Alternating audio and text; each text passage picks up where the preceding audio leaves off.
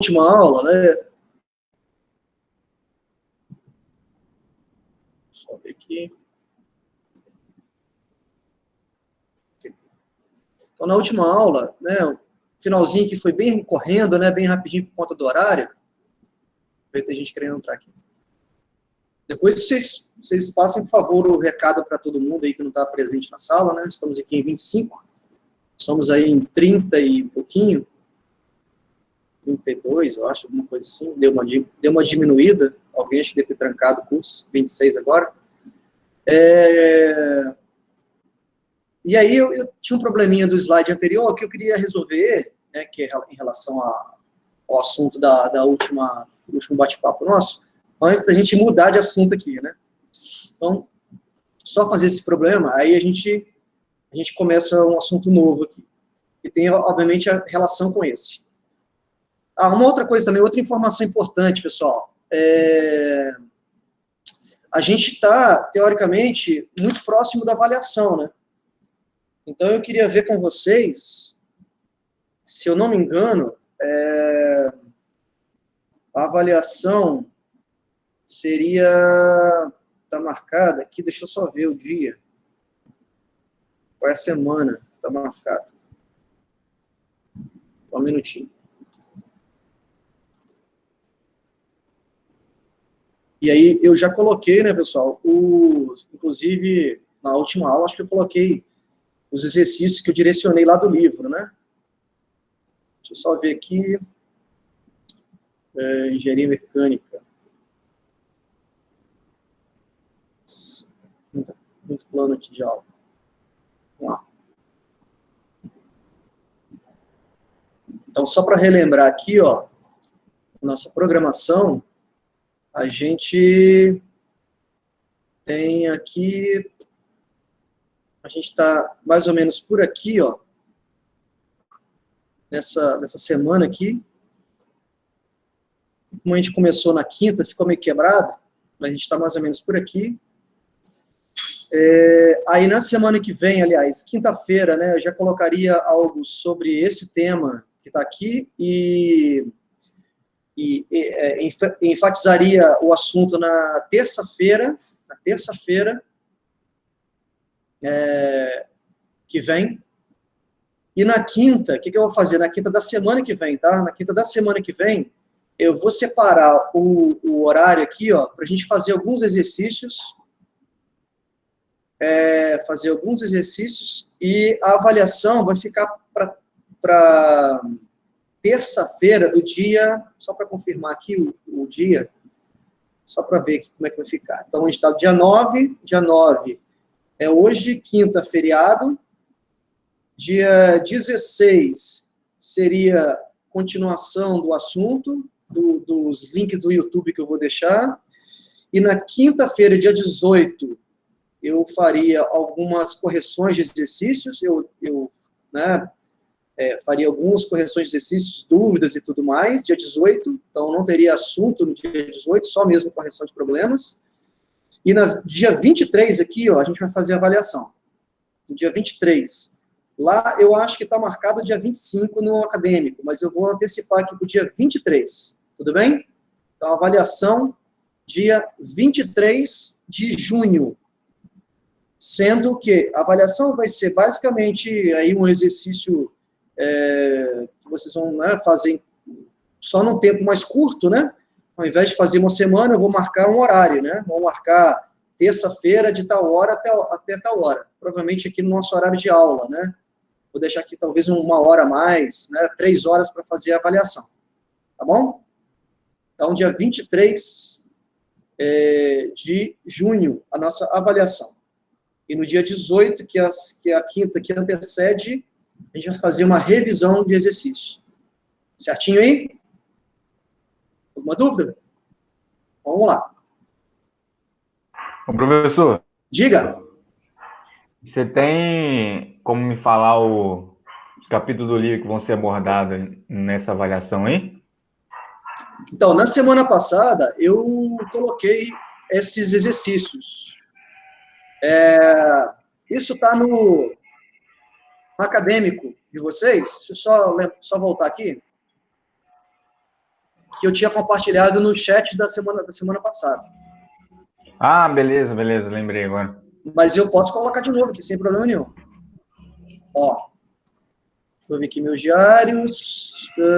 Aqui no material de aula de vocês, tem lista de exercícios. Está aqui, ó. Uhum. Mas eu vou copiar e vou falar de novo, tá? Nessa avaliação dessa avaliação do dia 23, é provável que que eu não cobre o assunto da aula. Opa! Tá dando um eco aí. É provável que eu não cobre. É uma furadeira aqui. Tô vendo. É provável que eu não cobre o assunto da aula a partir da aula de hoje, tá? Para não ficar muito assunto lá para vocês. Então, eu vou colar aqui de novo, ó. Vou falar de novo. Aí. Professor, eu não estou conseguindo acessar o link do livro. Yasmin, qual é o problema? Você saberia me informar? Alguma coisa relacionada à permissão? Não está permitindo? Não está permitindo baixar? Só me informa aí, que depois eu dou uma olhada lá. O livro tem 300 megas, eu acho. Bom, sim, o link não abre. Tá, depois eu vou dar uma olhada no link lá. Pode falar. Eu tenho esse livro aí no meu OneDrive. Eu posso mandar aí pro pessoal, hein? Não, beleza, tá bom. É porque o meu também está no Google Drive, então pode ser algum problema no link lá de restrição. Depois eu dou uma olhada também, mas se você puder, melhor ainda, tá bom? Beleza. Se você puder compartilhar o link, inclusive no chat aí, para todo mundo. Vamos lá. Voltando aqui, então. Essa foi uma questão que eu deixei para trás na última aula. Alguém quer perguntar alguma coisa? Não. Só ativar aqui a minha canetinha, porque estou com USB só e vim trocar o USB para mouse e para... Só tem um USB sobrando aqui. Esse problema ficou para trás, né? Que é um problema que está relacionado com energia de ionização. Né? Só recapitulando, energia de ionização é a energia necessária que eu devo fornecer ao átomo, né, neutro, para arrancar o elétron, né? Para arrancar o elétron. E essa energia de ionização, ela é função do raio, do tamanho do átomo, né? Porque quanto maior o átomo, mais fácil é para arrancar o elétron, né? Quanto menor o átomo, mais difícil é para arrancar o elétron. Por quê? Tem muito a ver com a proximidade do elétron, que está na eletrosfera, com o núcleo que é positivo. Quanto mais próximo os dois, mais atraído, né? Positivo e negativo, maior a atração, mais difícil vai ser arrancar, né? Então, energia de ionização e raio são grandezas inversamente proporcionais, né? Aqui, na verdade, ele quer saber o seguinte, ó. Ele dá as sucessivas energias de ionização do nitrogênio, o N, são representados no gráfico. Então, ele dá, ó, energia de ionização no eixo Y e ordem de retirada do elétron no eixo X. Seria assim, ó, nitrogênio mais energia, se transformar em nitrogênio mais um elétron. Aí seria a primeira energia de ionização. Aí, esse seria o primeiro, ó. Depois eu teria o segundo, nitrogênio mais, que já foi aqui arrancado, mais energia de novo, nitrogênio mais 2, mais um elétron. Seria a segunda energia de ionização. E assim por diante. Né? Ó, segunda, terceira, quarta, quinta. A gente vê que as energias de ionização estão crescendo, né? Estão aumentando. Isso aí é mais ou menos previsto. Por quê? Porque à medida que a gente arranca elétrons, a gente viu atrás, né? À medida que a gente vai arrancando elétrons, o tamanho do átomo vai diminuindo, né? O raio vai diminuindo. Então, é óbvio que para arrancar o segundo elétron é mais difícil do que o primeiro. Para arrancar o terceiro elétron e assim por diante, né? O que eu estou vendo aqui de algo muito bizarro é que quando chega aqui do quinto para o sexto, né, ocorre um aumento de energia de ionização muito grande, né? O delta aqui, ó, o delta aqui é muito grande, né? Alguém tem ideia por que isso está acontecendo? Porque a última camada dele tem 5 elétrons? Isso, a última camada dele tem 5 elétrons, perfeito. E aí, quando eu arranco os 5 elétrons, o que acontece com ele? Aí o raio fica menor, não? O raio fica muito menor, não é isso? tudo bem, eu vou tirando um elétron, vai ficando menor o raio. Mas quando eu perco aqui, nesse caso, uma camada inteira, o raio sai de uma situação que estava diminuindo por uma situação de contração muito rápida, né? Por isso que a energia de ionização aumentou muito. Para ficar mais claro isso, né, para quem não entendeu, é o seguinte, ó, a distribuição eletrônica do nitrogênio. 1s2, 2s2, né, número atômico é 7, 2p3, né? Essa é a configuração eletrônica do nitrogênio. Aqui está a minha camada de valência, ó, camada número 2. Então, olha só, ele retira um elétron, se transforma em P2. Ele retira o segundo elétron, se transforma em P1. Ele retira o terceiro elétron, subnível P, some, mas continua com a camada número 2 aqui, ó, né? Retira o quarto elétron, S1. Retira o quinto elétron, quando retira o quarto elétron, a camada 2 deixa de existir totalmente, né? E o que acontece com o raio, né? O raio sai de uma situação de diminuição lenta para uma diminuição muito rápida, né? Ou seja, para retirar o quinto elétron, logicamente é mais difícil para arrancar o quarto, que é mais difícil para arrancar o terceiro, e por aí vai. Mas para arrancar o sexto elétron aqui, ó, para arrancar o sexto, qual é o sexto elétron? Está aqui, ó, está na camada número 1, é muito difícil, né? Muito mais difícil. Por isso que houve essa variação aqui de energia tão brusca, tá? Essa explicação que eu acabei de dar é exatamente a explicação para responder as duas alternativas. Explica a variação observada dos valores de energia de ionização entre o primeiro e quinto, né? Entre o primeiro e quinto, há uma diminuição do raio, só que uma diminuição não tão grande assim, né?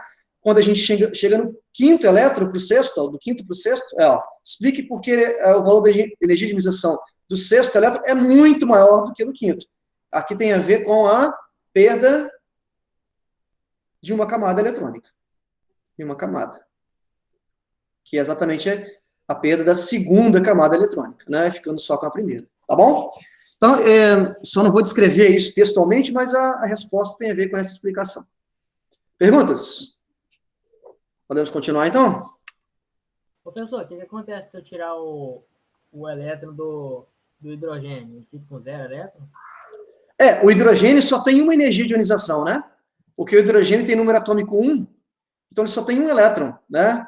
Então, o hidrogênio, quando eu retiro, ele se transforma em H+, mais um elétron, né? Aí não tem como mais tirar elétron do hidrogênio, esse é o último, né? Ou seja, o hidrogênio só tem a possibilidade de uma energia de ionização, porque só tem um elétron, não tem mais. Continua no hidrogênio, então. Continua sendo hidrogênio, só que o hidrogênio é cátion, né? Aqui seria o cátion, aqui seria o átomo neutro, né? Essa é a diferença. Continua sendo hidrogênio. Pode ser. Tranquilo. Vamos lá, então. Vou pegar aqui a outra apresentação, que a gente vai mudar um pouquinho, seguindo a proposta aqui.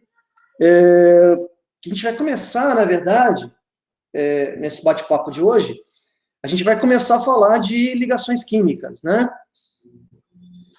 Ligações químicas está muito relacionada com os assuntos anteriores, né? Tem toda uma conexão com os assuntos anteriores, seja ele tabela periódica, raio, energia de ionização. Professor, essa matéria não vai ter na prova, não.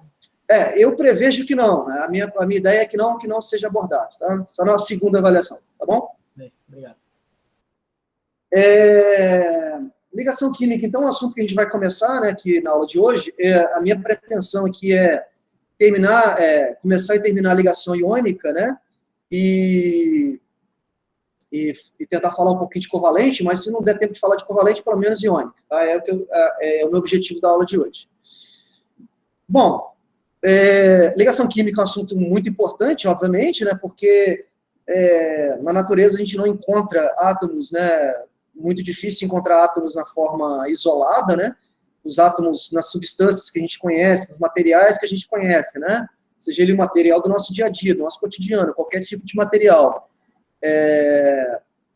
Os átomos, de alguma forma, estão ligados, né? Então, a gente precisa entender um pouquinho essa dinâmica, né? De como os átomos se ligam, né? Como é que é realizado esse tipo de ligação química, né? E qual é a natureza da ligação química, né? Ou seja, qual é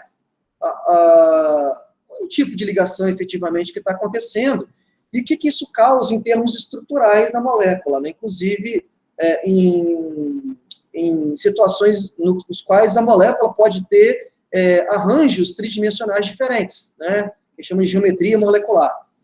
Mas antes de falar de geometria molecular, vamos falar de ligações químicas primeiro, né? Isso aqui, pessoal, é um ano passado, né, foi publicado num artigo científico, né,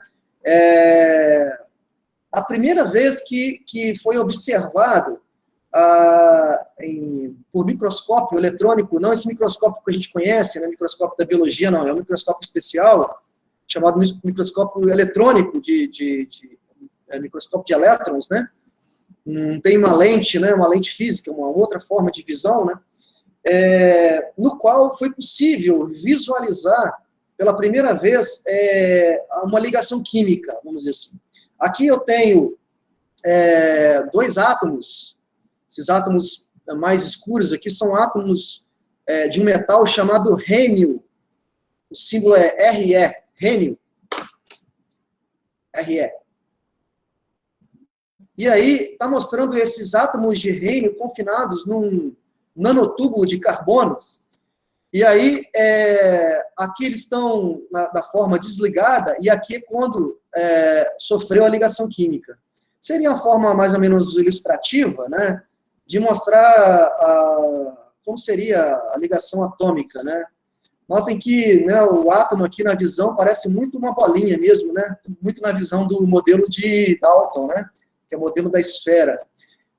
Mas isso é real, né? Isso foi visto, inclusive, na escala aqui de 1 nanômetro, né? 1 nanômetro aí é 1 vezes 10 a menos 9 metros, assim, uma escala muito pequena para se ver, né? Ou seja, é possível ver átomo, né? Átomo já dá para ver, só não dá para ver elétron, né? Porque elétron tem o problema do princípio da incerteza de Heisenberg, que por enquanto, né? Por enquanto, nos diz, na teoria diz que é impossível enxergar o elétron, mas é possível enxergar o átomo, pelo menos. Muito bem. A grande pergunta que surge, então, é o seguinte, né? A grande pergunta motivadora aqui, ó, qual é o objetivo da ligação química, né? Por que os átomos se ligam? Alguém sabe dizer? Por que você não encontra Na sozinho na natureza? É muito difícil. Você encontra o Na associado a alguma coisa. Pode falar. Para manter a estabilidade do átomo? Isso aí, é a palavra-chave. Estabilidade. E o que é estabilidade? Tem a ver com a regra do octeto, de manter 8 elétrons na forma de valência. Isso aí é o clássico, né? Por isso que eu estou perguntando. Por isso que eu estou perguntando aqui, essa motivação mesmo. Por quê? O que a gente aprende lá no 2º grau, né? É que estabilidade para ligação química tem muito a ver com a teoria do octeto, ou com a regra do octeto, né? Mas isso é uma falsa resposta. Ou, na verdade, para ser mais preciso, é uma resposta incompleta. Por que é uma resposta incompleta? Existem exceções, né, professor? Isso mesmo? Boro, por exemplo, berílio, negócio assim. Exatamente. A estabilidade, na verdade, estabilidade tem a ver com o estado de menor energia. De menor energia. Então, assim, a motivação principal aqui, ó, por que os átomos se ligam? Os átomos se ligam para buscar uma estabilidade, ou seja, buscar menor energia. E não necessariamente somente a teoria do octeto é capaz de, vamos dizer assim, de mostrar que o átomo está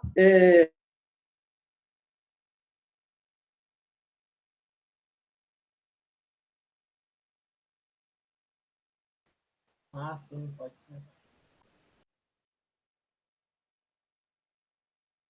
coisa, cobre. Não é só que não, né? Travou aqui também. Professor, Fala. volta aí que travou para todo mundo, eu acho. Travou? Aham. Pode ser minha internet que está oscilando. Tá, qual foi a última coisa que eu falei aí? Ou vocês não lembram? Não deu para entender nada, né? Depois da regra do octeto lá, você tá bom, falou... beleza. Então, se travar de novo, abre, por favor, e me fala. A questão da estabilidade, né, tem a ver com o estado de menor energia. Aí eu falei, né, olha, estado de menor energia significa, por exemplo, o átomo se estabilizar de outras formas, não somente sendo explicada pela teoria do octeto. Então, por exemplo, não existe sódio sozinho na natureza, existe sódio ligado a alguém. Não existe ferro sozinho na natureza, existe ferro ligado a alguém. E existem explicações para isso, né? Algumas teorias explicam essa situação de menor energia. A teoria mais simples de toda, né, é chamada teoria do octeto.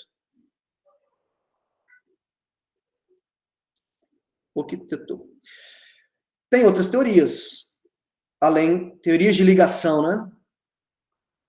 Mais avançadas do que essa. Por quê? Como já foi colocado aí, a teoria do octeto é muito falha, né? Ela explica algumas ligações, mas outras não explicam. Existem outras teorias, uma chamada teoria da ligação de valência.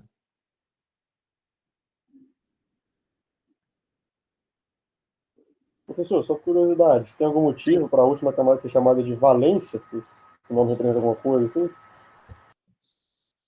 Cara, boa pergunta. Eu não sei a origem do português desse nome, não, entendeu? Mas, o que acontece? Alguns livros nem chamam mais de camada de valência, chamam de camada mais externa, entendeu? Não sei a origem do português dessa palavra, não. Valência, não sei. O time da Espanha. Pode ser o time da Espanha, pode ser aquela cidade da Espanha lá, mas eu não sei a origem não, cara. Boa pergunta, curiosidade. Não, tranquilo. E existe uma outra teoria, mais avançada ainda, chamada teoria do orbital molecular. Os livros trazem isso como sigla, TOM, teoria do orbital molecular. Então, além da teoria do octeto aqui, existem mais 3 teorias, pelo menos, mais 2 teorias, pelo menos, né? Para explicar o quê? Para explicar essa questão da estabilidade, né? Por que os átomos se ligam, né? Nós vamos falar, obviamente, muito da teoria do octeto, e vamos falar, com certeza, da teoria da ligação de valência. A teoria do orbital molecular, eu acho que não vale a pena eu falar para vocês, porque, enfim, acho que não tem muita aplicação para vocês, tá bom? Aliás, tem algumas aplicações, né? Tem sim.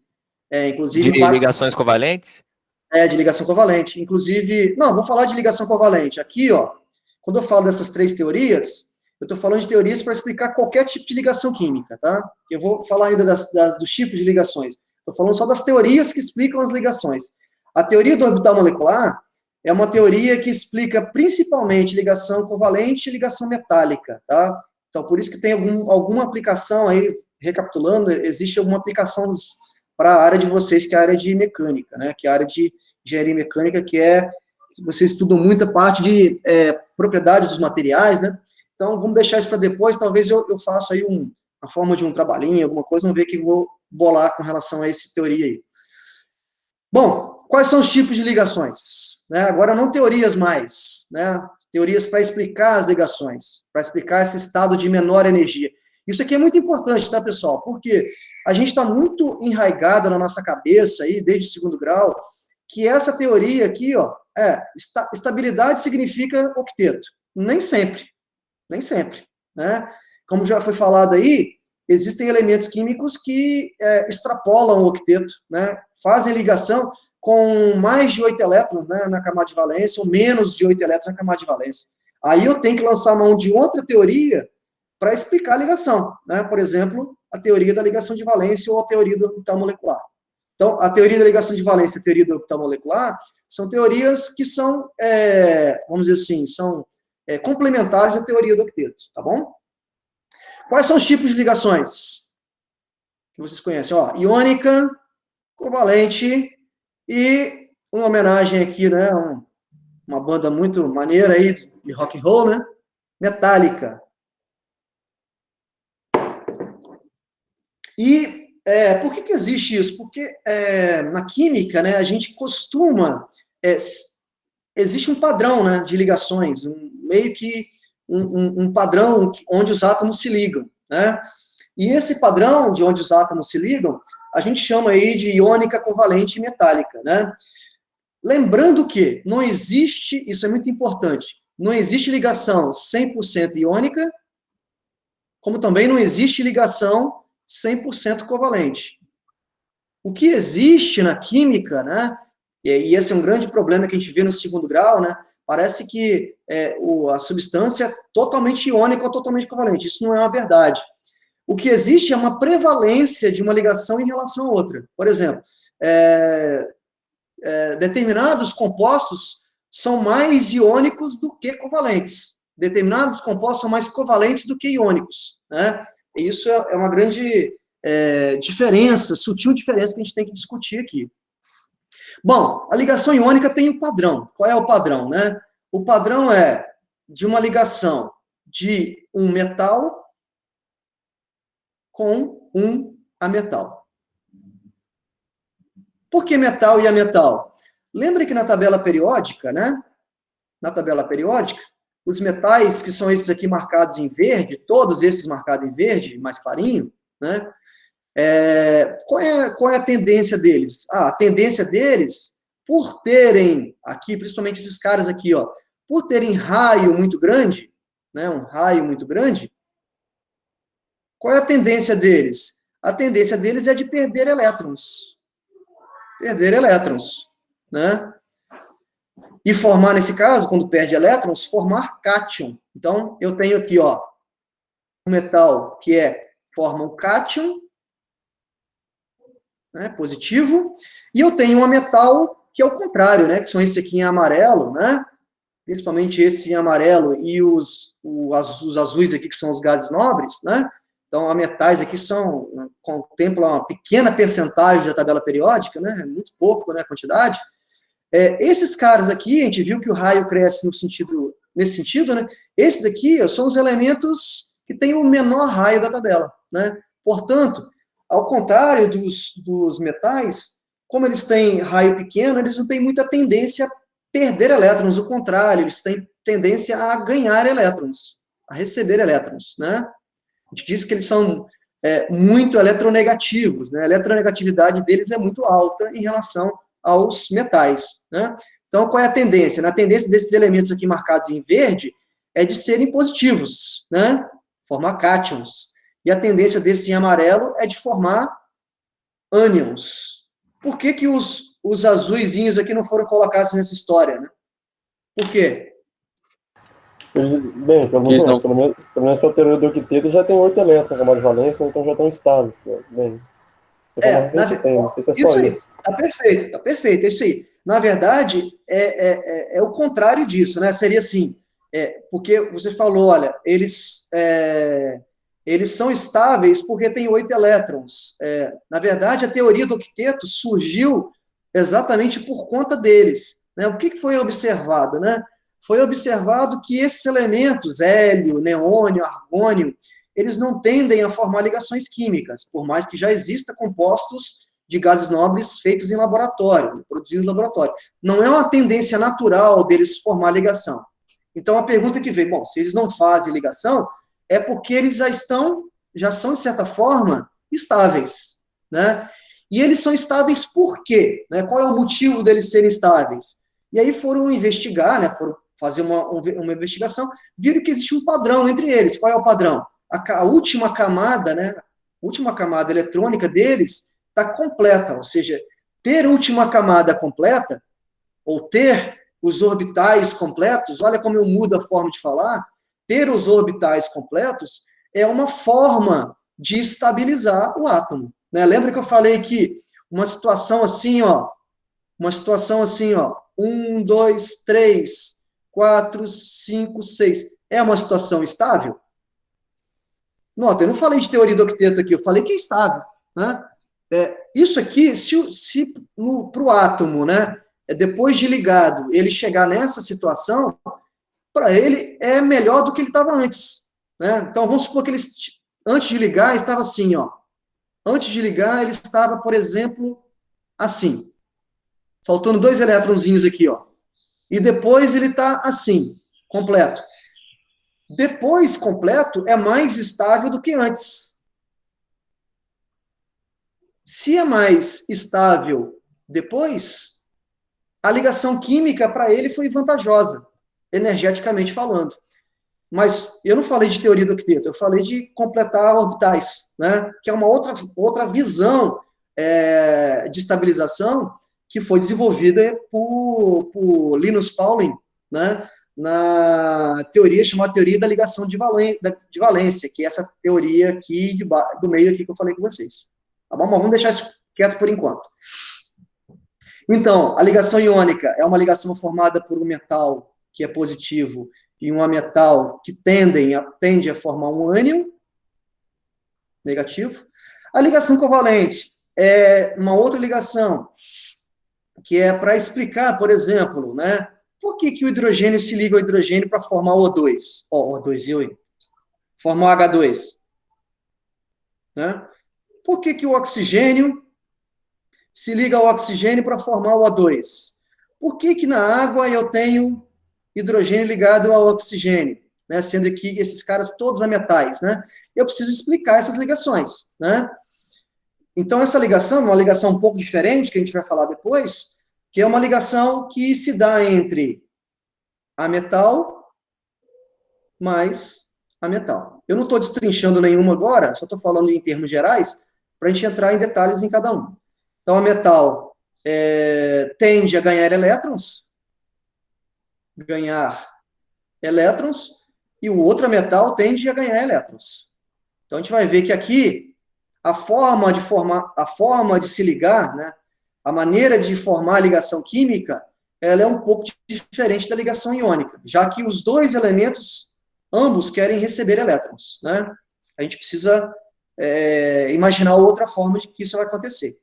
E tem aqui a ligação metálica. Né? Como não está dizendo, a ligação metálica, ela se dá de metal mais metal. É uma ligação que, inclusive, a teoria que está por trás da formação da ligação ainda é muito pouco conhecida e muito pouco esclarecida, né, em termos até de material mesmo. Né? Você vai buscar os livros e tal, não tem muita explicação sobre a teoria que explica as ligações metálicas. Tá? Ainda aqui é um grande problema para explicar. Tem sim algumas ideias, né? Algumas ideias, que é a teoria da nuvem de elétrons, né? Mas por quê? Porque aqui, ó, ligação metal-metal, por exemplo, uma liga de ferro, né? Ferro e tal, ou uma liga de cobre, eu tenho só cobre ali, alguma coisa para aumentar a dureza ou a resistência do material, tudo bem, mas é uma ligação metálica, né? Sendo que ambos tendem a formar cátions, são positivos, né? Ambos tendem a perder elétrons, né? Então, existe uma grande incógnita aqui, ainda, de como se dá de forma definitiva essa ligação química, tá? Mas vamos lá. Alguma pergunta aí? Para a gente começar a ligação iônica? Ô, professor, metálica, não tem que perder elétron, então, né? Na verdade, tem. Na metálica, eu tenho elétrons... É basicamente assim, né? Vou só resumir a história. É o elétron de um metal que foi perdido, se ligando ao cátion do outro metal que foi perdido, e esse elétron desses dois metais, eles ficam transitando na estrutura cristalina do metal, né? Eles ficam transitando, sendo que eu tenho, basicamente, vários cátions, né? Vários cátions de metal, e elétron transitando aqui no meio, os elétrons transitando entre os cátions, né? É o que chama de teoria da nuvem eletrônica. Isso explica, na verdade, essa teoria foi assim, colocada para explicar, por exemplo, as propriedades dos metais, que seriam quais? Principalmente a condução de corrente elétrica, condução de calor, por conta da presença, né, vamos dizer assim, de elétrons livres rodando, vamos colocar assim, né, entre a estrutura cristalina. Mas, de novo, isso não é uma coisa muito clara, não. Isso é uma coisa muito... na teoria, muito ainda raso ainda, né? Muito raso ainda. Ok? Mais alguma coisa? Rapidinho, professor. A metálica, então, os dois tendem a perder, então, né? Ametal? Não, metálica. Metal, não. Metálico, os dois, ambos têm tendência a perder elétrons. Isso aí. Show. Vamos lá, vamos começar então a falar da ligação iônica. Como o nome já está dizendo, ligação iônica, né? Ela vem de quê? De íons. Íons, lembrando? Cátion e ânion. Cátion e ânion. Sendo cátion o elemento ali, né, a espécie positiva, e o ânion a espécie negativa. Então, a ligação química iônica é uma ligação mais simples de explicar. Por quê? Porque ela nada mais é do que uma interação eletrostática entre partículas de sinais opostos, né? O que está por trás dessa ligação é a lei de Coulomb, né? A lei de Coulomb, que é a lei que fala sobre a atração de cargas mesmo, né? Se eu imaginar aqui um modelo de Dalton, né? Eu tenho lá uma esfera positiva, uma esfera negativa, e esses dois átomos vão se atrair, né? Vão se atrair por terem cargas opostas, né? E a estrutura do material é mantida pela interação eletrostática, então, positivo e negativo, né? Então, na ligação iônica, as forças atrativas atuam nas partículas de cargas opostas, ou seja, o que está por trás da ligação iônica é a força de Coulomb, né? Que é a força de sinais contrários. Beleza aí? Logicamente, né? O que vai acontecer aqui, né? Para alguém perder elétron, né? Para alguém perder elétron, alguém precisa receber esse elétron, né? Então, no universo, aí, né, nos materiais que a gente trabalha de compostos iônicos, né? Se um elemento perde elétron, é porque o outro ganha. Elétron não fica vagando do nada, para o nada, né? No vácuo, no nada, né? Eu preciso ter uma transferência de elétrons de um para o outro. Então, por isso que a ligação iônica é uma ligação que se dá, né, de metal com a metal, porque um tem muita vontade de perder elétron, que são os metais. O outro tem muita vontade de ganhar elétrons, que os ametais. Então, eu junto a fome com vontade de comer, eu costumo falar, né? Porque é um tentando perder elétron e outro tentando ganhar elétrons, né? Tá aqui mostrando como é que seria isso, né? Um cedendo elétron para o outro, né? Esse que cede forma o cátion e esse que recebe forma o ânion. Então, eu tenho aí, a partir daí, atração de cargas, né? Logicamente, aí eu enfatizo isso, para explicar as ligações covalentes, né, a ligação iônica, a teoria do octeto é uma teoria muito satisfatória, explica muito bem, né? Então, para a gente explicar a ligação iônica, a gente vai se basear muito na teoria do octeto, que foi uma teoria desenvolvida por Gilbert Lewis, ou simplesmente Lewis, né? Vocês talvez já ouviram falar na estrutura eletrônica de Lewis, né? Tem a ver com esse nome, com esse cara aí. Bom, como é que se dá isso, né? Como já foi falado, a tendência dos elementos químicos, né, é de estabilizar. E uma forma de estabilizar é tendo 8 elétrons na última camada, como os gases nobres, né? Já que os gases nobres não se ligam, né, eles são muito especiais. Se eles são especiais, a gente vai tentar seguir a ideia dos gases nobres, que é estabilizar de acordo com eles, né? Então, eu vou dar um exemplo aqui, que é o exemplo clássico, né? Que é o exemplo do cloreto de sódio. Eu sei que cloreto de sódio é um composto iônico. Por que é um composto iônico? Eu tenho sódio, que é metal, e tenho cloro aqui, que é um ametal.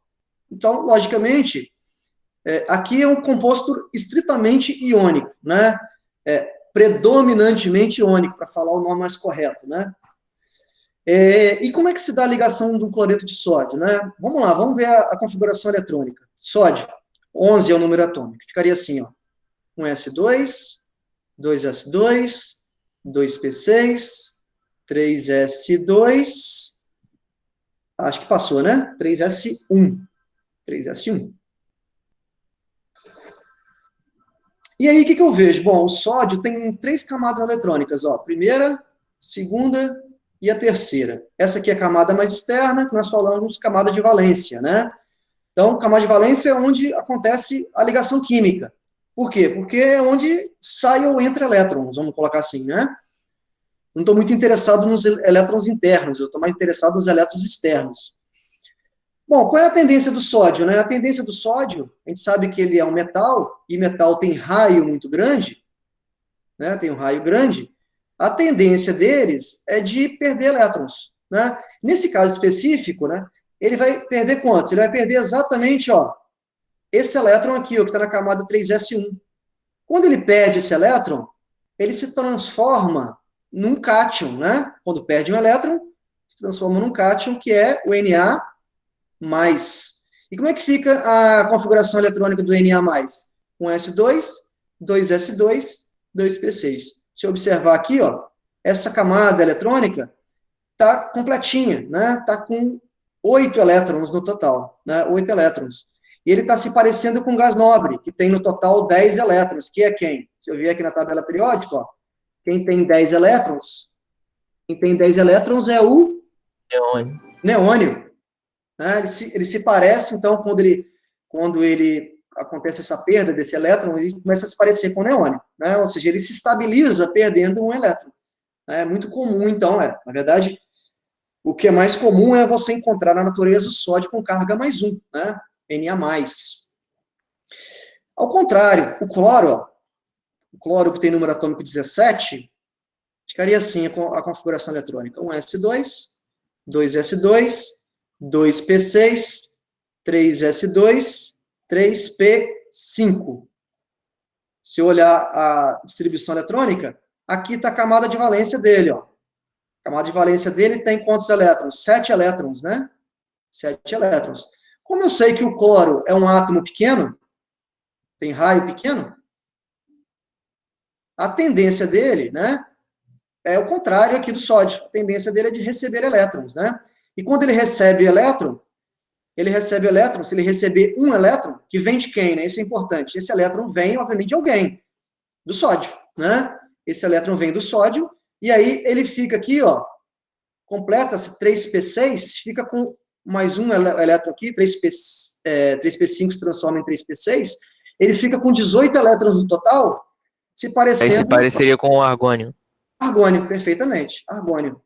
E aí, eu tenho, obviamente, a transferência de um elétron, que nos casos ali que eu representei aqui, não é o caso do sódio, mas seria o sódio transferindo um elétron para a camada de valência do cloro, né? Ou seja, o sódio se transforma em mais, o cloro se transforma em menos. E como é que a gente representa isso, né? Só vou abrir aqui um slide.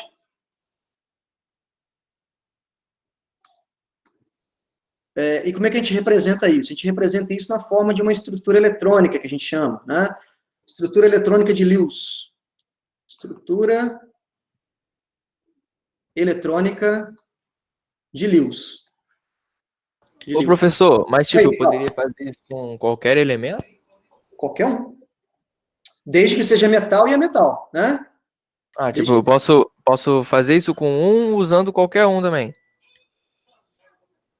No caso que o senhor usou aí o potássio e o cloro e o sódio, se não me engano. Eu vou dar um exemplo de outra combinação, para ficar mais claro isso para você, tá? Então eu teria assim, ó, sódio, Na, que tem na camada de valência um elétron, transferindo para o cloro, que tem 1, 2, 3, 4, 5, 6, 7 elétrons. Sim, ó. Eu tenho a transferência do elétron do sódio para o elétron do cloro. Essa é uma forma de representar, ou assim, ó. Abre colchetes, Na mais Cl, 1, 2, 3, 4, 5, 6, 7, 8. Menos. São duas formas diferentes de mostrar. Aqui eu estou mostrando a transferência, aqui eu estou mostrando que já transferiu o elétron para o cloro, né? Sendo que isso aqui é menos, ó, menos, tá? Mostrando que o cloro está com um elétron a mais do que ele tinha antes. Tudo bem? Perguntas aí? Não, tá show. Outro exemplo aqui que eu poderia dar, né? Se eu perguntasse assim, qual é a fórmula do composto formado entre o alumínio e o oxigênio, né? Alumínio e oxigênio. Lembrando, ó, alumínio é um metal, oxigênio é um ametal. Então, logicamente, a gente está falando de ligação iônica aqui, provavelmente é uma ligação iônica. Sim, é uma ligação iônica, né? Predominantemente iônica, né? Para ficar bem claro isso. Porque eu estou colocando um metal combinando com um metal. Mas qual que seria a fórmula do composto gerado pela combinação do oxigênio com alumínio? Vamos lá. Vamos fazer aqui a configuração eletrônica para mostrar para vocês. Ficaria assim, ó. Alumínio. Número atômico do alumínio. Agora eu já não sei, não lembro mais o número atômico do alumínio. Deixa eu ver se eu tenho uma tabela periódica aqui. É 13. 13. Oh, obrigado, valeu. 13. Tinha lá atrás também no slide, podia voltar. Beleza. 13. 1s2, 2s2, 2p6, 3s2, 3p1. Total 13 elétrons, né? Camada de valência está aqui, ó. Essa é a camada de valência do alumínio. Como ele é um metal, a tendência dele é o quê? Perder elétrons, né? Ele na ligação é o elemento que vai perder os elétrons. Quantos que ele vai perder? Olha, ele vai perder 3 elétrons. Por quê? Quando ele perde 3 elétrons, perde esse aqui da 3p1, esse da 3s2, a camada de valência dele que vai restar aqui, ó, está com 8 elétrons, fica estável, né? Se estabiliza. Então, a gente representa, assim, o alumínio, ó, alumínio com 1, 2, 3 bolinhas, né, para representar esses elétrons da camada de valência. 2 mais 1, 3. E o oxigênio, né? O oxigênio tem número atômico 8. 1s2, 2s2, 2p4. Está aqui a camada de valência, ó. Quantos elétrons o alumínio tende a receber? Ó, o alumínio tende a receber, já que é um ametal, né, ele vai receber, ele tende a receber 2 elétrons, né?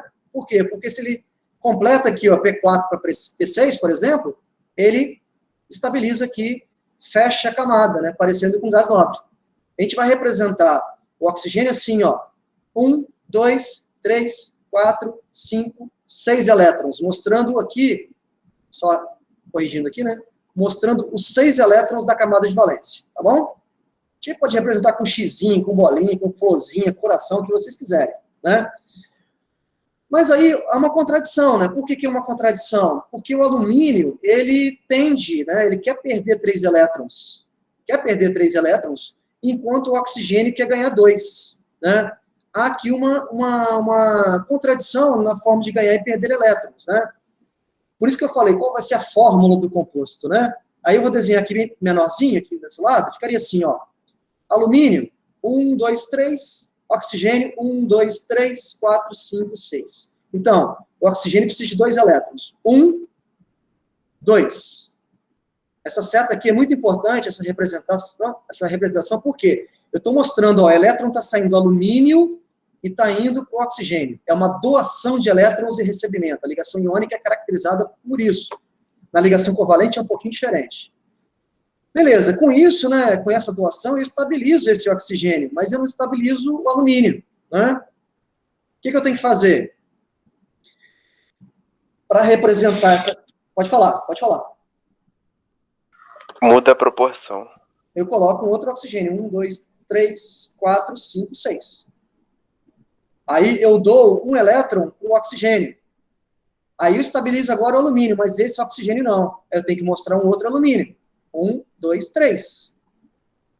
Doa um elétron, estabiliza esse oxigênio, mas não estabiliza o alumínio. Representa o outro oxigênio. 1, 2, 3, 4, 5, 6. Um elétron, 2 elétrons. Agora está estável, né? Todo mundo. Qual é a fórmula iônica do composto? Al2, O3, né? Al2, O3. Tudo bem? Nessa representação aí, sempre coloca o metal primeiro, depois o... Isso. Ligação iônica, a gente coloca sempre o metal primeiro, depois o ametal. Boa pergunta. Sempre o cátion na frente do ânion. Cátion, depois ânion. Pode perguntar, vai lá.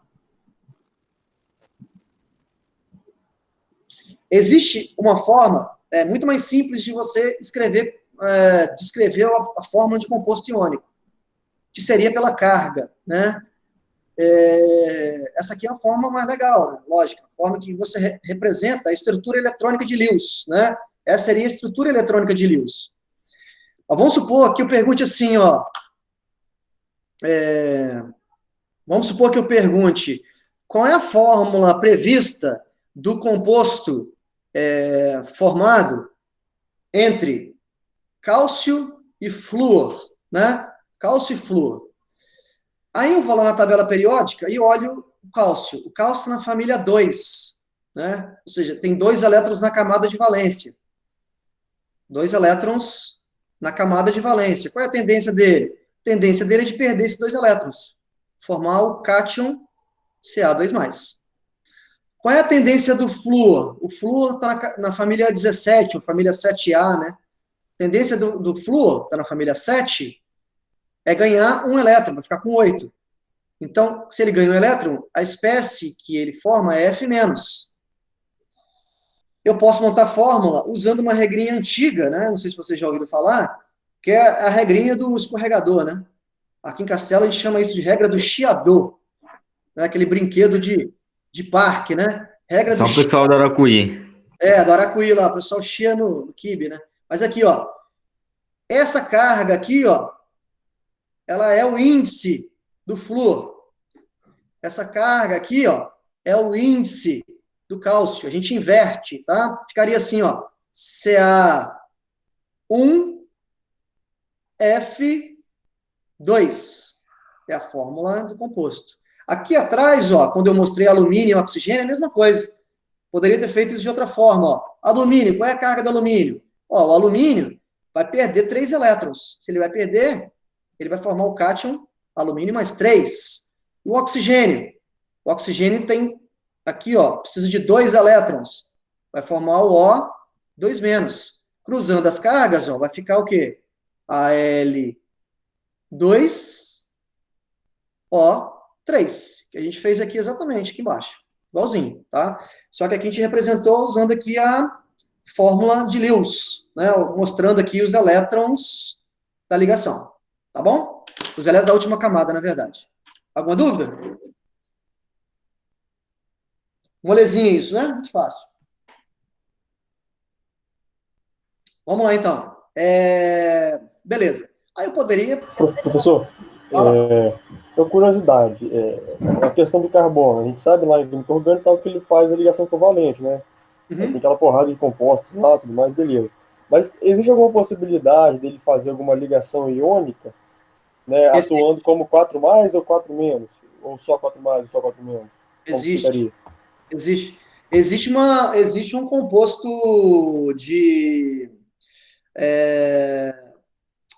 composto à base de carbono que é iônico. Por exemplo, o carbureto de cálcio. Não sei se você já... tem um pote aqui disso aqui. Né? Isso, o carbeto de cálcio, o carbureto de cálcio, que antigamente era muito usado, né, para maçarico, né, de solda, né, hoje já não usa mais, obviamente, para gerar acetileno, né, mas o carbeto de cálcio, o carbureto de cálcio, o carbono tá como cátion, né, desculpa, tá como ânion nessa ligação, tá como ânion. Aí, no caso, a fórmula é CaC2, né? Mas é porque é simplificado? Isso, Ca4... Não, é essa fórmula mesmo. CaC2. É a fórmula dele. CaC2. Aqui ele é cátion, ó, esse 2 aqui. E aqui é ânion -1, carga -1. Você pode pensar o contrário também, né? Pensar o contrário para descobrir a carga do composto, né? Por exemplo, se eu falar assim, ó, imagina o composto iônico sei lá, pensar aqui uma possibilidade. Ba... deixa eu pensar aqui. Ba2... Não.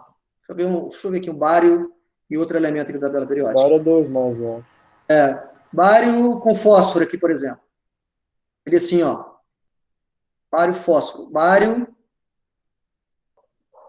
e fósforo. Tá? Se eu dou a fórmula do composto, já iônico, ó, composto aqui tem um metal e aqui um metal. Bário e fósforo. Metal a metal. Eu posso pensar o contrário, ó. Esse 3 aqui, ó, é a carga do fósforo, e esse 2 que está aqui é a carga do bário, tá? Só tomar cuidado, como foi falado aí, de algumas simplificações, né, que a gente faz também. Porque às vezes pode dar uma fórmula do tipo, assim, ó, um exemplo clássico aqui, ó.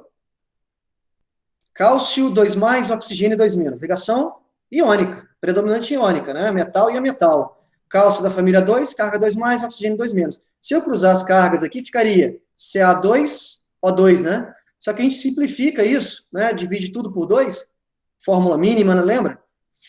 Coloca assim, ó, CaO, que é o cal, né? Aquele que é usado para pintura de meio fio, né? Próprio cal, aquele pozinho branco.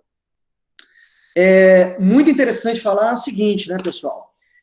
Os compostos iônicos, eles são, na maioria das vezes, né, na verdade, quase sua totalidade, são compostos que são sólidos à temperatura ambiente, né?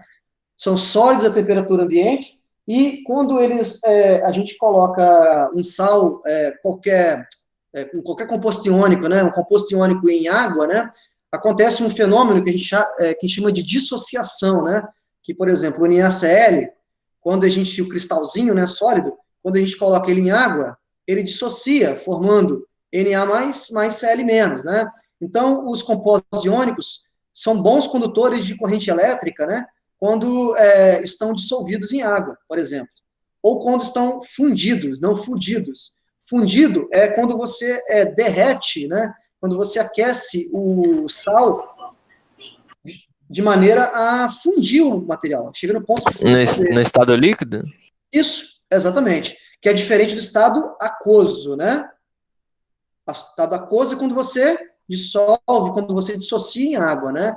Agora, quando você pega o cloreto de sódio, coloca dentro de um recipiente e aumenta a temperatura em torno aí de 1.000, 1.500 graus Celsius, você funde o cloreto de sódio. Quando você funde, você também gera Na+, e Cl-. Só que você gera íons em estado líquido, nesse caso, tá? Não em estado aquoso. Também conduz corrente elétrica, né? Porque tem íons livres, tá? Então, características dos compostos iônicos. Sólidos à temperatura ambiente, né? São bons condutores de eletricidade quando dissolvidos em água ou quando fundidos, né? Essa é uma das grandes características que vai ser o oposto dos compostos covalentes, né? Os compostos covalentes vão ser, na maioria das vezes, gases à temperatura ambiente, ou líquidos, gases ou líquidos. Tem alguns poucos sólidos, né? Mas é muito pouco. A maioria está no estado gasoso ou líquido, compostos covalentes. E, ao contrário dos compostos iônicos, os covalentes são péssimos condutores de corrente elétrica. Por quê? Porque eles não geram íons, né? Beleza. Aqui está só mostrando, pessoal, como seria, né, a reação de formação do cloreto de sódio. E aí é uma coisa que eu tenho que enfatizar com vocês também, porque é um grande problema, né, que muitos trazem do ensino médio, é que o seguinte, quando eu reajo cloro com sódio, né, primeiro que a reação aqui é muito violenta, a reação muito rápida, libera uma quantidade enorme de calor aqui, é uma reação que a gente chama de reação exotérmica, que libera calor, né? Porque eu tenho um átomo que gosta muito de ganhar elétron com um átomo que gosta muito de perder elétron. Essa reação é muito rápida. E aí, quando ocorre, né, a ligação de cloro com sódio, né, o que ocorre, na verdade, é a formação, né, não de um composto único, né? Quando a gente escreve aqui atrás, ó, esse é um grande erro, né, de segundo grau, quando a gente escreve assim, ó, NaCl, o que dá a entender? Dá a entender que o NaCl existe isolado na natureza, existe sozinho, né? Mas, na verdade, não é assim, né? Por quê? Na verdade, o cloreto de sódio, o NaCl, ou qualquer composto iônico, forma o que a gente chama de cristal, né? Forma uma estrutura cristalina. O que é uma estrutura cristalina? Uma estrutura cristalina, a gente vai estudar um pouco mais à frente, né? É uma estrutura que os átomos, eles se arranjam de forma muito organizada, muito ordenada, né? Isso também é muito comum nos metais, né? Na ligação metálica. O que a gente quer dizer com isso, né? Que não existe a fórmula do NaCl. O que existe é uma repetição de sódios e cloros, né? numa rede cristalina, né, de modo a formar aí um cristal de átomos quase que infinitos, né? Eu tenho uma repetição de átomos nesse caso, né? De novo, não existe, por isso que é errado falar, né? Existe um grande erro falar que molécula de NaCl, né? Não existe a molécula de NaCl. Existe sim um cristal, uma estrutura cristalina de NaCl, né? Uma repetição de cloretos, na verdade, e de íon sódio na estrutura, né? Alguns livros chamam esse composto, né, de íon fórmula, ao invés de chamar de molécula, porque molécula é algo isolado. Por exemplo, dá para isolar uma molécula de H2O, com certeza dá para isolar uma só, se eu quiser, mas não dá para isolar o cloreto de sódio, um só. Essa é a grande diferença, né? Porque aqui é ligação covalente, aqui é ligação iônica, tá? Eu vou enfatizar isso aqui um pouquinho, né? Aqui está a estrutura, em detalhes, a estrutura do cloreto de sódio, né? Seria, na verdade, um pedacinho, ou seja, uma parte da estrutura cristalina que se repete, né? É uma estrutura que se repete.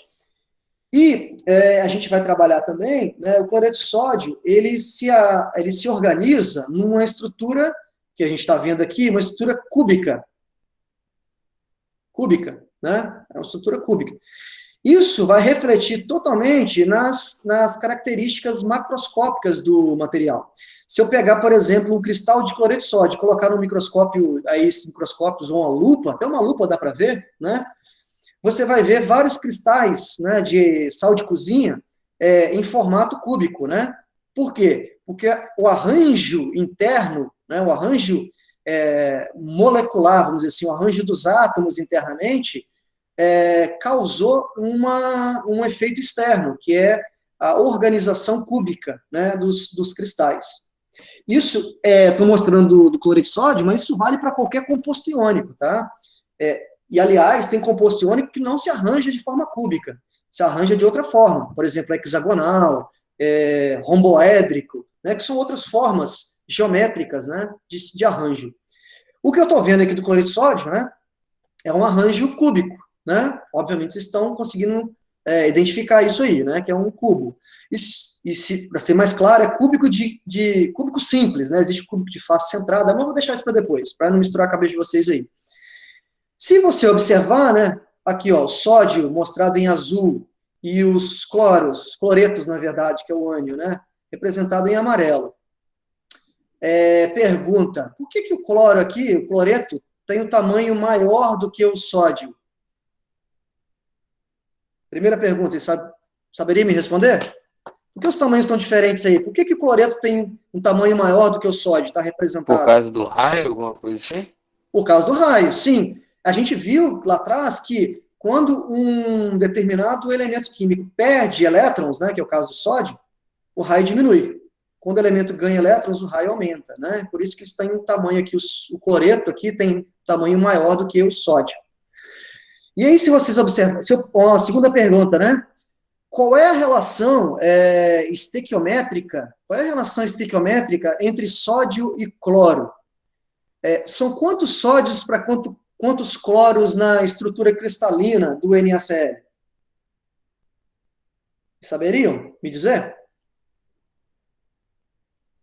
Qual foi a pergunta que você falou no jornal?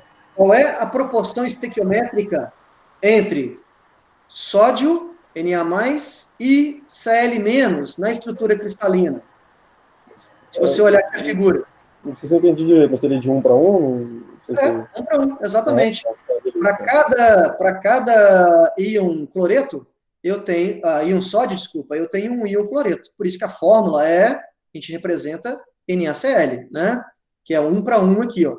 Só para enfatizar, é 1 para 1, N, né? N vezes. Porque essa estrutura aqui, ela vai infinitamente crescendo por todos os eixos aqui. X, Y e Z, né? Por todos os eixos. Eu estou mostrando aqui um pedaço da estrutura cristalina. Para ser mais específico, a estrutura cristalina está aqui, ó. São esses, chama de célula unitária. Seriam só esses 8 átomos aqui, ó. Esse e esse. Chama de célula unitária, que é a célula primária, ou seja, a célula primitiva, né? A primeira, que você não consegue mais reduzir, né?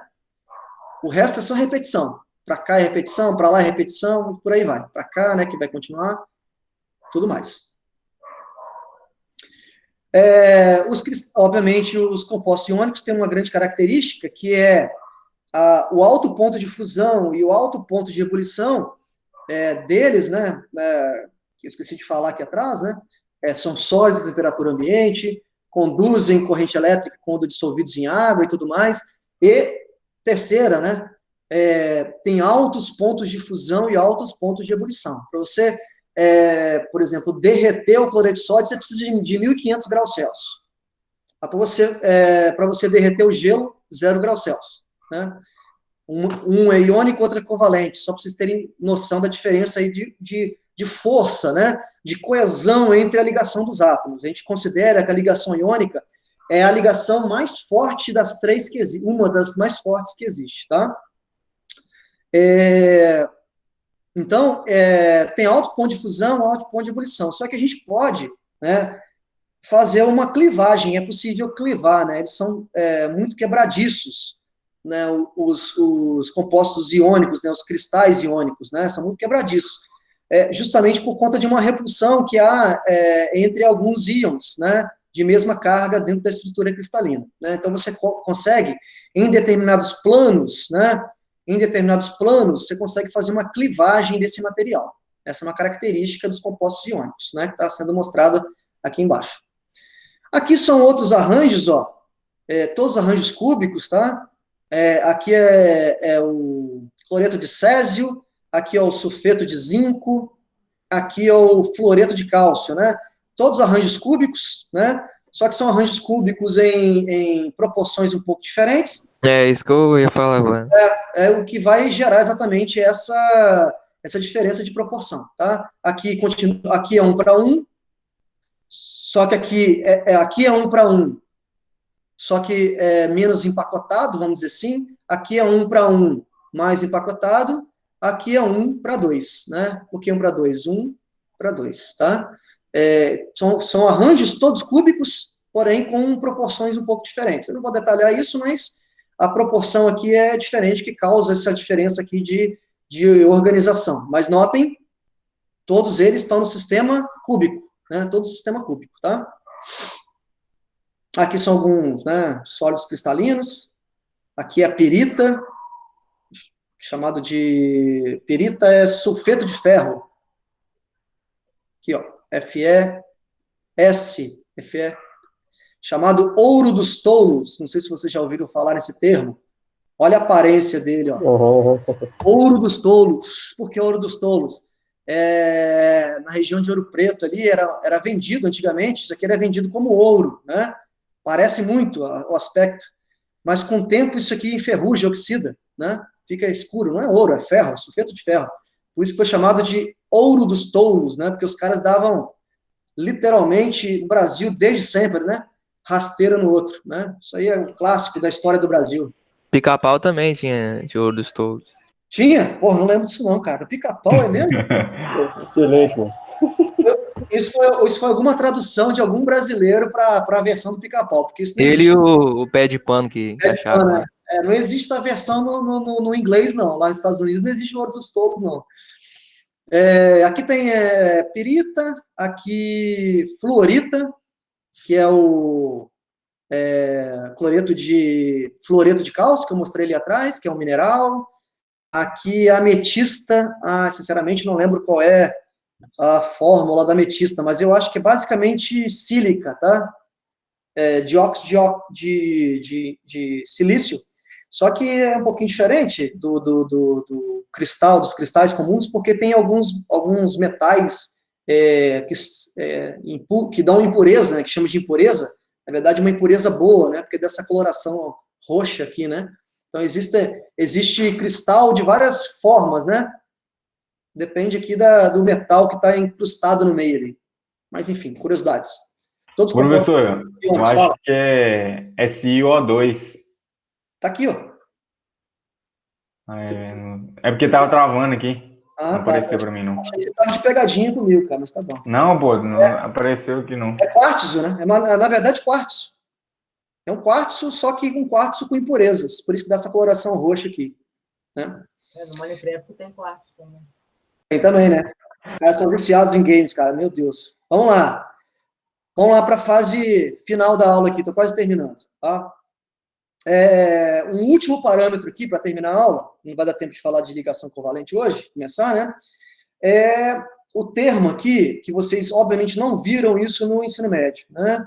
Se alguém não viu isso antes aqui, que deveria ter visto, muito menos isso, que é chamado energia reticular, ou também energia de rede. De onde que vem esse termo, né?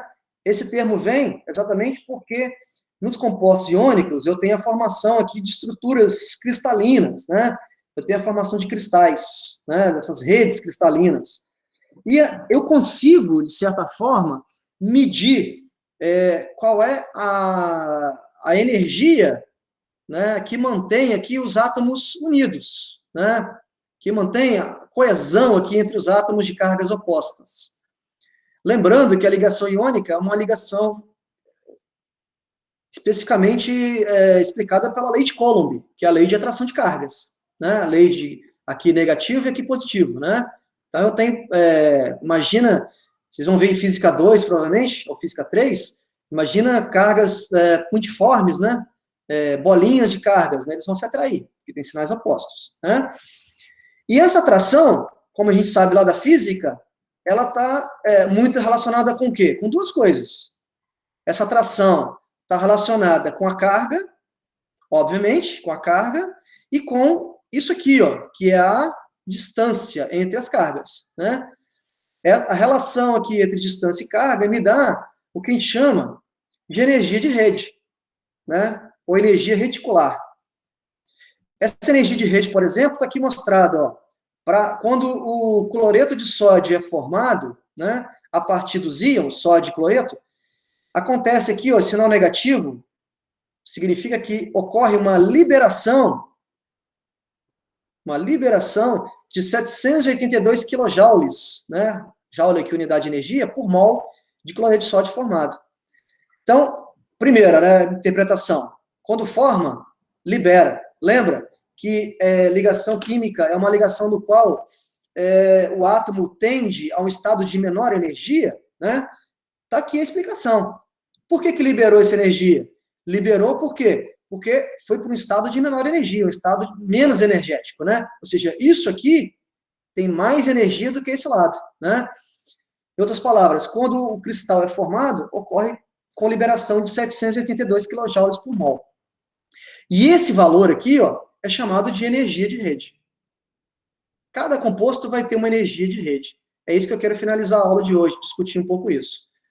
E essa energia de rede vai ser fundamental porque vai determinar, por exemplo, ponto de fusão e ponto de ebulição, consequentemente, né? Porque quanto maior a energia de rede, mais coeso vai estar os átomos e mais difícil vai ser para separar. Ou seja, maior vai ser o ponto de fusão. E como é que eu calculo a energia de rede? Ó, energia de rede é calculado por a equação de Coulomb, né? Que a gente já viu isso lá no átomo de bóron, inclusive, ó, a energia de rede, U, ela é proporcional à carga e inversamente proporcional à distância. Então, é proporcional à carga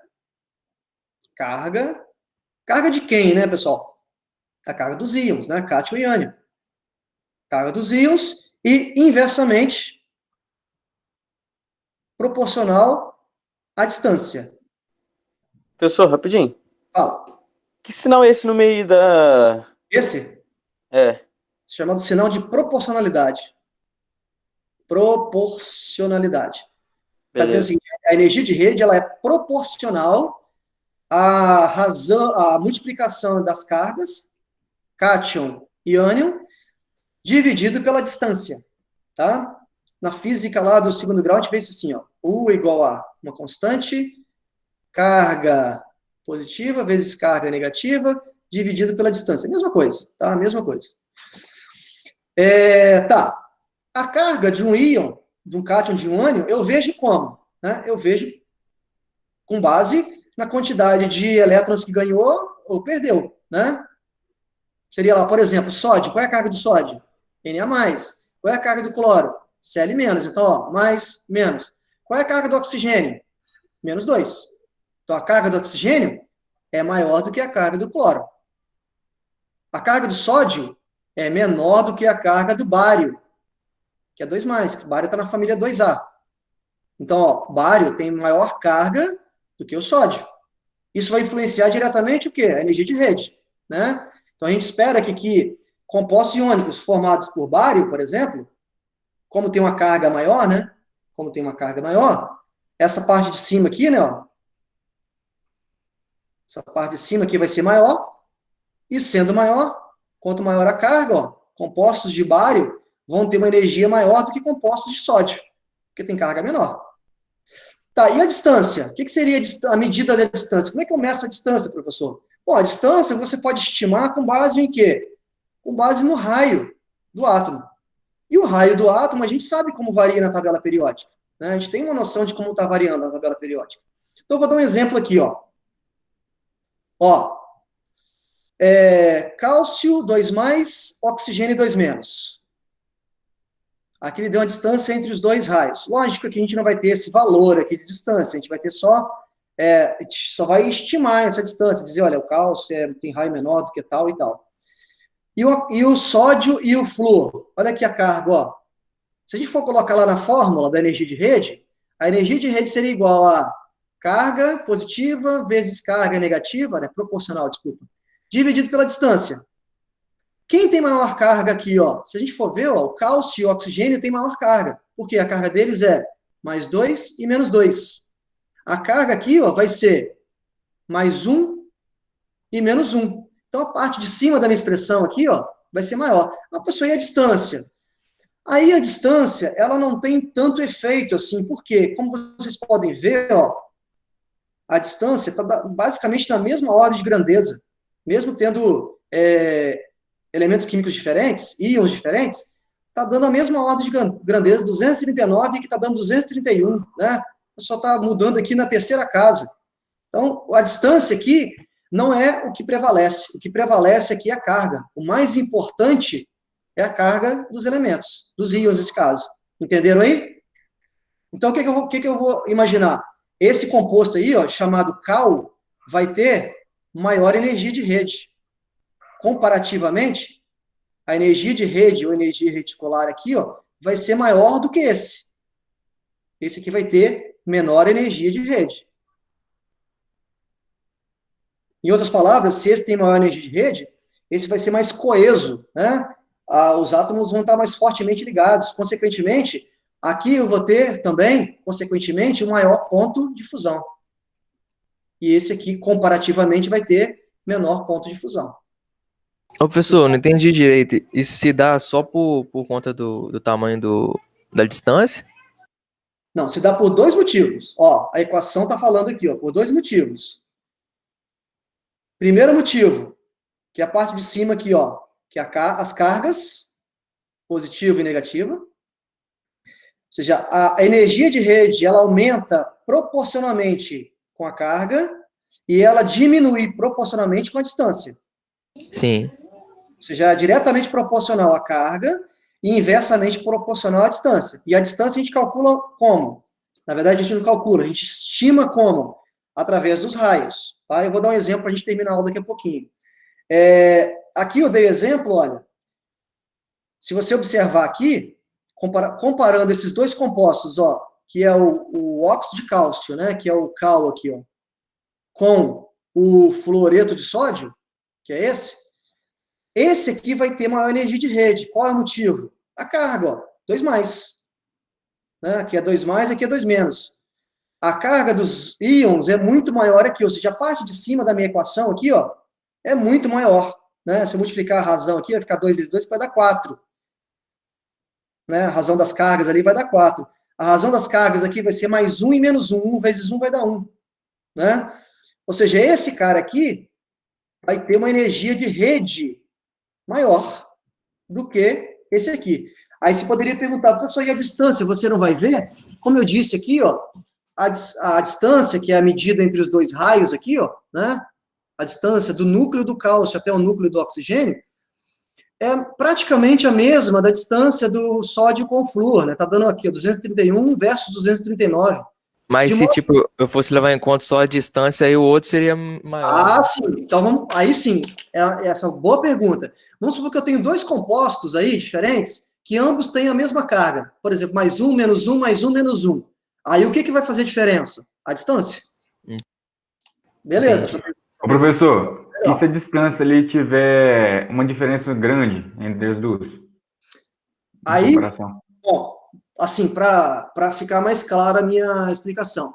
Com certeza, a carga vai ser, vamos dizer assim, vai ser o fator predominante. Carga mais importante do que raio. Por quê? Como eu disse, por mais que eu mude muito os compostos, os elementos aqui e os átomos presentes nos compostos, o raio, a distância entre o raio não vai mudar muito. Então, vamos supor, vai ficar aí 239, o outro vai ser 250, né? Então, como aqui em cima, na equação, é um produto, né? É um produto, é uma multiplicação, e aqui embaixo eu só tenho um fator que é a distância, né? Eu não multiplico por nada, a carga é muito mais importante do que a distância. Mas a gente pode colocar uns exemplos, né? Onde a gente tem a mesma carga e distâncias diferentes, tá? Espera aí que eu vou ver se tem algum exemplo aqui. Então, olha só. Olha aqui as energias de rede dadas numa tabela para alguns compostos e os respectivos pontos de fusão. Vejam que o ponto de fusão aumentou muito, ó, nesse sentido, né? Por que aumentou muito, né? Se você for observar, o lítio e o cloro, o lítio é da família 1, tem carga mais 1. O cloro tem carga menos 1. Energia de rede, 853. Temperatura de fusão dele é 801. Quando a gente vai para o óxido de magnésio, aqui embaixo, a temperatura de fusão e energia de rede pulam para um valor muito alto, né? Quase que triplicam, quadriplicam, né, o valor, né? Quadriplicam o valor. Por quê? Qual é o grande fator que está por trás aqui? É a carga. Carga aqui do oxigênio e do magnésio. Magnésio da família 2, carga 2+, e o oxigênio que ganha 2 elétrons fica 2-. Então, olha só que a carga tem um efeito muito maior do que o próprio raio, né? Lógico que variou o raio aqui também, com certeza variou, né? Mas o mais importante é a carga. Vamos pegar aqui, então, se eu perguntasse assim, ó, só para a gente encerrar aqui. Se eu perguntasse qual é a previsão, né? Quem tem maior energia de rede? É o MgO ou é o CaO? Quem tem maior energia de rede? Qual dos dois compostos? São dois compostos iônicos, né? Aí o que a gente tem que avaliar? Carga e a distância. Vamos ver a carga, né? Magnésio da família 2, carga 2+. Oxigênio, menos 2. Consequentemente, tem que dar 0 aqui a somatória, né? O cálcio da família 2, mais 2. Oxigênio, menos 2. Então, vejam, na hora de analisar lá, né, aquela equação, a energia de rede é proporcional à carga do cátion, à carga do ânion, e inversamente proporcional à distância. Mas a parte de cima aqui, para os dois compostos, está igual, né?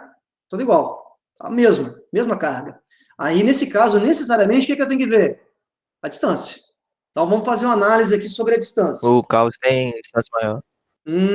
O oxigênio, que é o ânion, é igual para todos. A gente vai ter que ver magnésio e cálcio. Vamos olhar a tabela periódica, ó. Lembra que a gente falou na tabela periódica que o raio, ele aumenta, né, de cima para baixo, não é isso? Ele aumenta nesse sentido. Nossa, na vertical aqui eu não consigo fazer, eu tenho uma grande dificuldade. Ele aumenta de cima para baixo, ó. Magnésio está aqui, cálcio está aqui, ó. Então, se ele aumenta de cima para baixo, o cálcio tem maior raio, né? Cálcio tem maior raio. Então, vou voltar lá na nossa equação. Tendo o cálcio maior raio, dos dois, a distância aqui, ó, para esse composto, o D, né, para o CaO, será maior. Concorda comigo? Ele sendo maior, a energia de rede, então, vai ser o quê? Menor, já que é inversamente proporcional. Então, dos dois compostos aqui, ó, MgO ou CaO, por mais que eles tenham a mesma carga, o MgO apresenta maior energia de rede, ou energia reticular. Por quê? Pois magnésio 2+, tem maior, ou menor, né? Menor raio, possui menor raio do que, desculpa a letra aí, estou escrevendo rapidinho, do que o Ca2+. Seria só uma explicação mais completinha, né? O Mg, ou seja, o óxido de magnésio, apresenta maior energia de rede, por quê? Porque o magnésio 2+, tem raio menor do que o cálcio 2+. Então, o argumento todo está em cima dessa equação, está em cima das cargas, né? Nesse caso, não a carga, porque a carga aqui está igual, mas principalmente esse caso específico está relacionado com o raio, né? Então, a energia de rede varia com a carga e varia com o raio. Muito maior, influência muito maior da carga do que o do raio. Aqui está completo, ó. Aqui para provar vocês, ó, está o óxido de magnésio e o óxido de cálcio. Olha a energia reticular de cada um.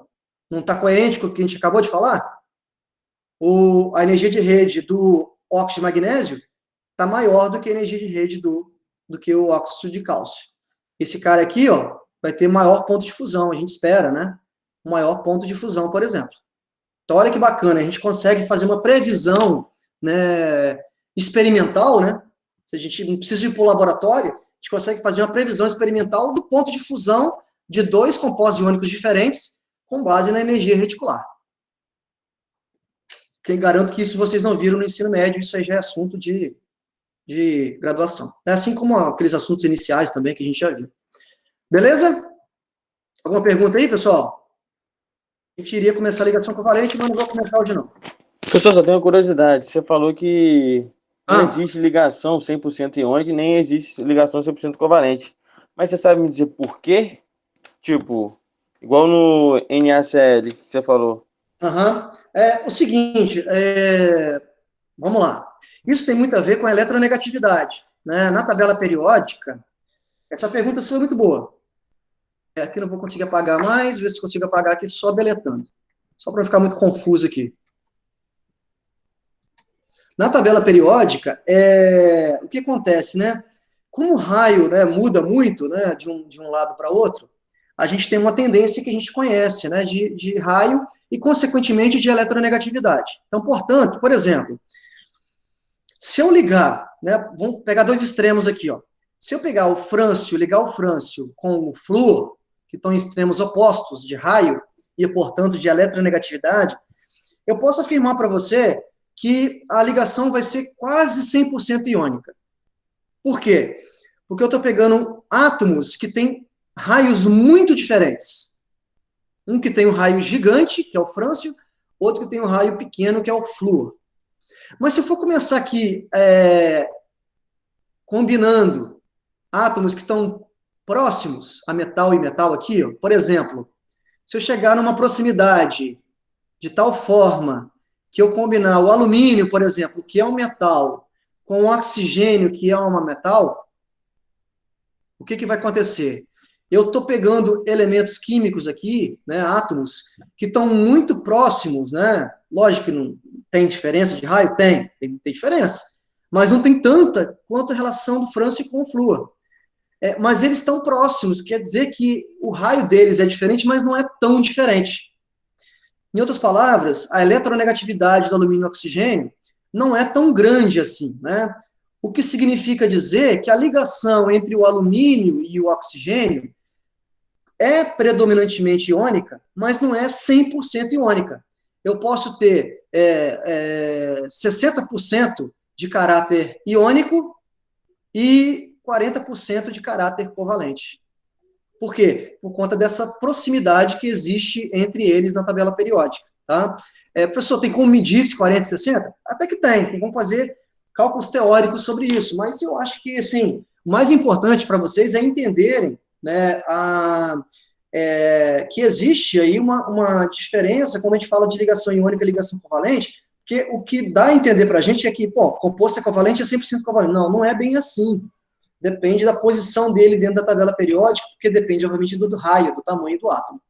Entendeu aí a minha explicação, ou mais ou menos? Deu para entender, professor. Valeu. Obrigadão.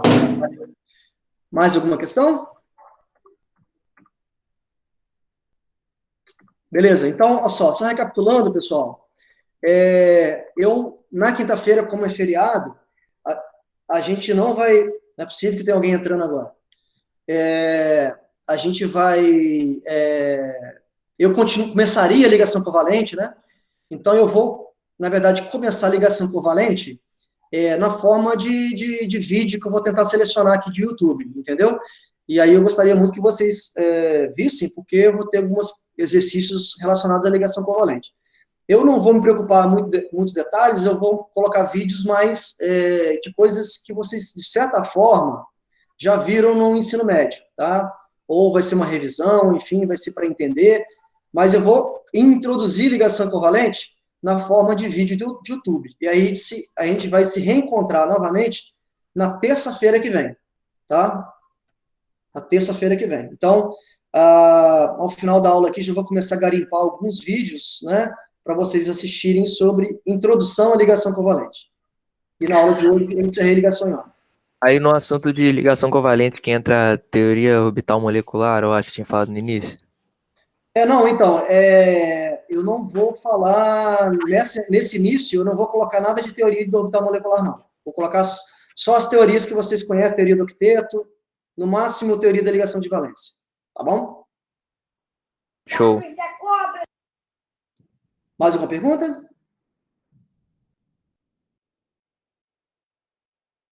Beleza. Só sair aqui.